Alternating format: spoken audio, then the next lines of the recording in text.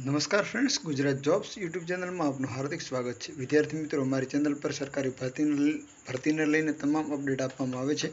જો તમે અમારી ચેનલ પર નવા હો અને સરકારી ભરતીની તમામ અપડેટ મેળવવા માંગતા હો તો પ્લીઝ અમારી ચેનલને સબસ્ક્રાઇબ તેમજ બાજુમાં આપેલ બેલ આઇકોન પર ક્લિક કરી દેજો, જેનાથી સરકારી ભરતીની અપડેટ આપને મળતી રહેશે।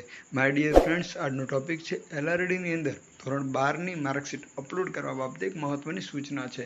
જે સૂચના આજે હું આપને સમક્ષ મૂકું છું, જે ઓફિશિયલ વેબસાઇટ પર અત્યારે અવેલેબલ છે। શું છે સૂચના? તો આપ જોઈ શકો છો, તારીખ 10/4/2024ની આ સૂચના છે।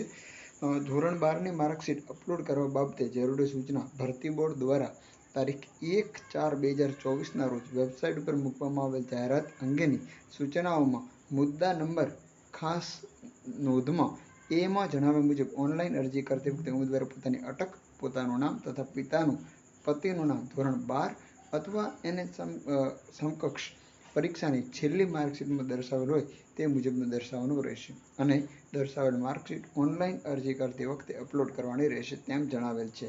તેમ છતાં હેલ્પલાઇન ઉપર નીચે મુજબની રજૂઆતો મળેલ છે કે બિન હથિયારી પોલીસ સબ ઇન્સ્પેક્ટરની જગ્યા માટે શૈક્ષણિક લાયકાતનું ધોરણ સ્નાતક હોવાથી ધોરણ 12ની માર્કશીટમાં અપલોડ કરવી કે સ્નાતકની માર્કશીટ અપલોડ કરવી। તો લોકરક્ષક કેડરમાં ડિપ્લોમા કરેલ ઉમેદવારો ધોરણ 12 સમકક્ષનું પ્રમાણપત્ર અપલોડ કરવું કે ધોરણ 12 સમકક્ષની માર્કશીટ અપલોડ કરવી।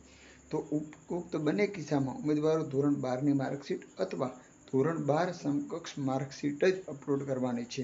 જો કોઈ ઉમેદવારો ધોરણ 12 અથવા તેની સમકક્ષ માર્કશીટના બદલે સમકક્ષ પ્રમાણપત્ર, ઇક્વિવેલન્ટ સર્ટિફિકેટ અથવા સ્નાતકની માર્કશીટ અપલોડ કરી છે તો માન્ય ગણાશે નહીં, જ્યાંથી આવા ઉમેદવારો નવેસરથી અરજી કરવાની રહેશે।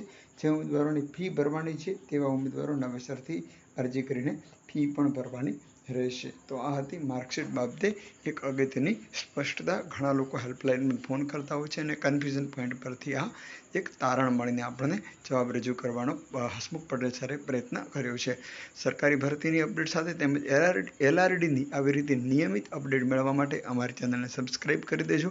આવા જ વિડીયો સાથે ફરી મળતા રહીશું। Thank you so much for watching this video. જય હિન્દ।